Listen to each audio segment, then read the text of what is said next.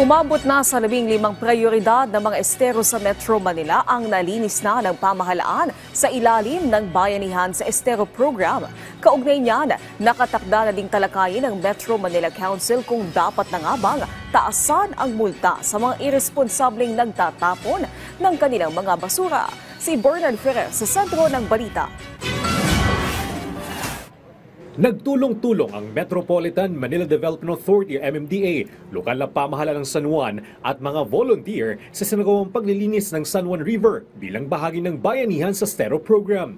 Layunin ng programa na linisin at panatiling maayos ang mga drainage infrastructure sa buong Metro Manila. Ang Bayanihan sa Estero Program ay bahagi ng pagtugon ng MMDA sa socio-economic agenda ni Pangulong Ferdinand R. Marcos Jr. na naglalayong gawing disaster resilience ang bansa. Ang San Juan River ay isa sa major tributary po natin next to Pasig River. Marami pong mga esteros at mga canals na dito na-discharge yung tubig. Kung may mga bara po itong San Juan River, tulad po na nakita nyo kaninang dami ng basura, babagal po yung daloy ng tubig.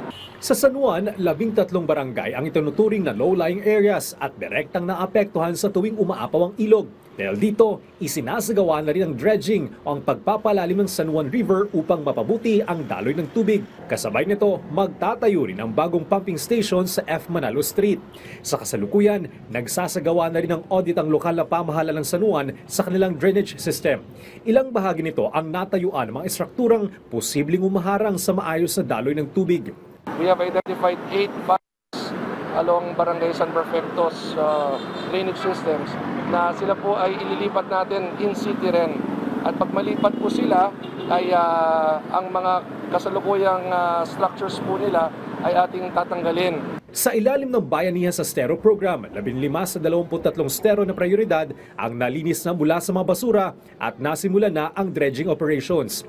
Target ng MMDA na matapos ang paglilinis sa mga estero bago matapos ang taong 2025. Samantala, tatalakayin sa susunod na pulong ng Metro Manila Council o MMC ang posibilidad ng pagtaas ng multa laban sa mga irresponsableng nagtatapon ng basura sa lansangan at mga daluyan ng tubig sa Metro Manila.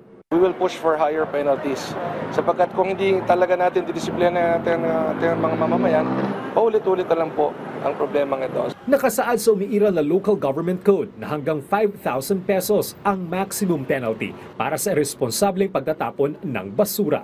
Bernard Ferrer para sa Pambansang TV sa Bagong Pilipinas.